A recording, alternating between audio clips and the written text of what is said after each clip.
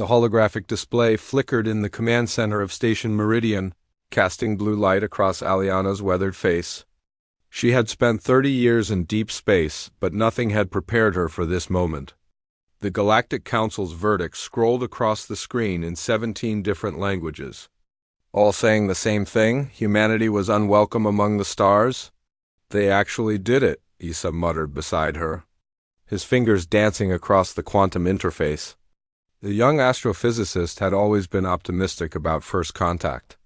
Now, his dark eyes reflected only disbelief. The Council's reasoning was clinical, almost mathematical. Humanity's expansion rate exceeded acceptable parameters by 300%. Their resource consumption patterns threatened neighboring systems. Their refusal to adopt standard population control measures violated Protocol 7 of the Galactic Compact. The vote had been 2,847 civilizations in favor of expulsion, 203 against, with 94 abstentions. "Read the addendum," Aliana said quietly. Issa scrolled down, his jaw tightening. "They're giving us 6 standard cycles to withdraw all human presence beyond the Sol system. Any ships, stations, or colonies remaining outside the quarantine zone will be ... neutralized. 6 months. Humanity had spread across 43 star systems in the past century, establishing research outposts, mining operations, and fledgling colonies. The logistics of evacuation were impossible. "They know we can't comply," Aliana said. "This isn't about compliance. It's about elimination." The Galactic Council operated on principles that seemed alien to human thinking. They had existed for 7 million years, their member species carefully managing expansion across the Virgo supercluster. They had perfected stability, creating an empire where change occurred across millennia rather than decades. Humanity's mere 2 centuries of spaceflight had disrupted equilibriums that had persisted since Earth's Cretaceous period. Issa pulled up the sensor data they'd been collecting. "The Caltharian fleet is already moving into position around the Proxima system. They're not waiting for the deadline." Aliana studied the tactical display. 67 capital ships, each larger than any structure humanity had ever built. The Caltharians were one of the Council's enforcement species, and their weapons operated on principles that human physics was still struggling to understand. They could manipulate space-time itself, creating localized gravitational anomalies that crushed matter down to the Planck scale. "Send the red signal to all human facilities," Aliana ordered. Authorization code Aliana 77 Delta.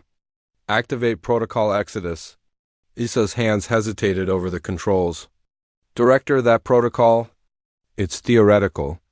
We've never tested it at this scale. We're out of options." Protocol Exodus had been developed by the Mars Institute in absolute secrecy. A contingency plan that most government officials didn't even know existed. It was based on research that humanity had carefully hidden from the Council. Breakthroughs in quantum tunneling that allowed for faster-than-light travel without using the Council's approved hyperspace lanes. The Council controlled all known FTL routes through the galaxy. Ancient pathways through higher dimensions that their ancestors had discovered and jealously guarded. It was how they maintained their power, how they regulated expansion, how they kept younger species in check. But humanity had found something different. Issa initiated the sequence, and across 43 star systems, humanity's response began. Every human ship, station, and installation activated their experimental quantum drives simultaneously. The effect was immediate and spectacular. To any observer, it would appear that humanity's presence in the galaxy simply vanished, winking out of existence across dozens of light years in perfect synchronization. But they hadn't disappeared. They had shifted. Aliana felt the familiar disorientation of quantum displacement as Station Meridian translated into a pocket dimension, a bubble of spacetime folded away from baseline reality.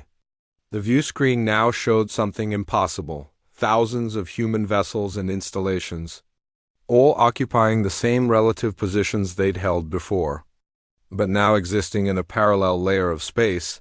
"All stations reporting successful transition," Issa announced, his voice filled with wonder. "0 casualties. We're actually in quantum subspace."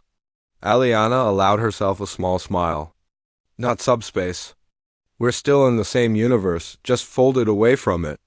From the Council's perspective, we've gone extinct. From our perspective, we've just gained access to the entire galaxy without interference. The genius of Protocol Exodus lay in its simplicity. Humanity hadn't tried to fight the Council's overwhelming military superiority. Instead, they had opted out of the game entirely, accessing a level of reality that the ancient empire had either never discovered or had deliberately ignored. Over the next hours, reports flooded in from across human space. The quantum fold was stable. Ships could transition in and out of baseline reality at will, appearing to observers as if they were teleporting. Resources could be harvested from normal space and brought back to the quantum layer. Most importantly, they were completely invisible to Council sensors. Director, Issa said, pulling up long-range scans, the Caltharian fleet at PROXIMA. They're searching for debris. They think they destroyed us. Let them think that, Aliana replied. Begin Phase 2. I want survey teams mapping every system within 1,000 light-years.